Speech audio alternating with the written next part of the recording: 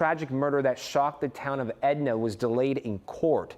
24-year-old Rafael Romero is accused of killing Lizbeth Medina. Our Rochelle Turner joins us live in Studio A to talk more about the tragedy. Rochelle. And Zach, Lizbeth was a cheerleader who was found stabbed to death in a bathtub back on December 5th of 2023 after she didn't show up for a Christmas parade where her cheer squad was performing. Now, Rafael Romero is charged with capital murder. His trial was supposed to begin yesterday, but his defense team filed a motion saying they need more time. And our Corley Peel has been covering this story since it started. Corley, good morning to you. Good morning.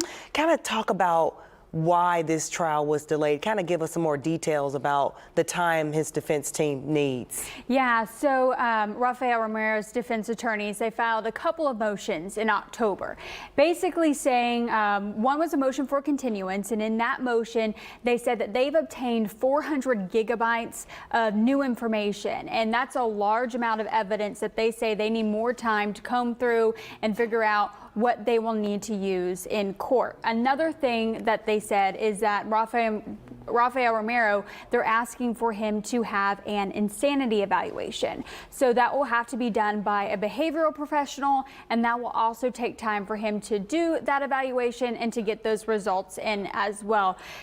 This is really frustrating for Elizabeth's mother, Jacqueline Medina. I spoke with her yesterday. She says that, you know, she was waiting for yesterday. She had been waiting for yesterday all year to see Romero have his day in court, and now it's being pushed back. So she's really upset about it, but she says, you know, she's going to keep fighting for justice for Lizbeth.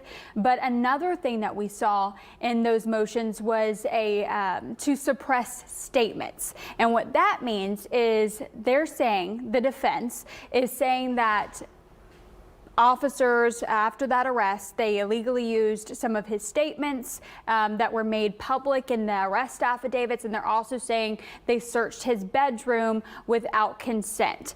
And they also said that the officer did not read his Miranda rights before he made some of those statements. So some of those statements that he made that were public in his arrest affidavit were that detectives said he confessed to Lizbeth's murder.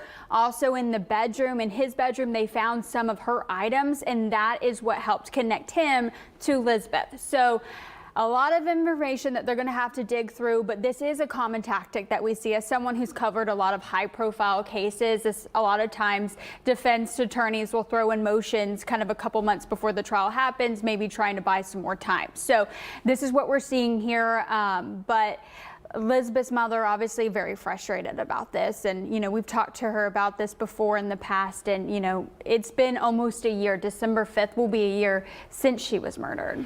Kind of talk about how she's been handling the grief of not having her daughter. I mean, she was just 16 years old. She was a cheerleader. We saw that. There she is right there. Beautiful pictures of Lizbeth. So kind of talk about how her mother is just kind of dealing with this tragedy. Yeah, I mean, as you can imagine, I mean, it's been hard, and she's been trying to stay strong for so long, for the past year.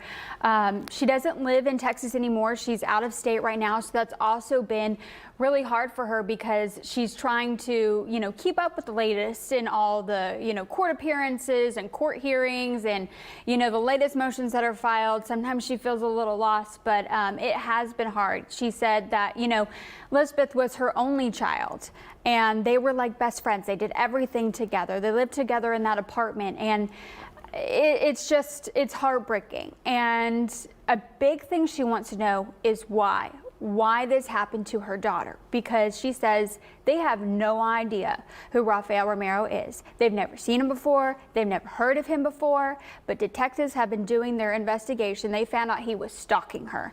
He knew where she lived. They also found out that someone had been going inside their apartment at one point, and that's likely where he maybe retrieved those items that were found inside his bedroom. So still everything is under investigation, innocent until proven guilty. That's what the defense is trying to do.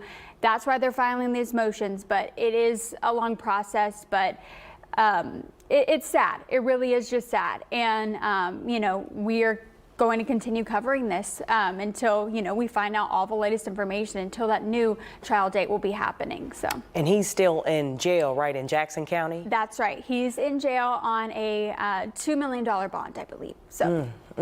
And when is the next trial? When do we kind of expect it may happen?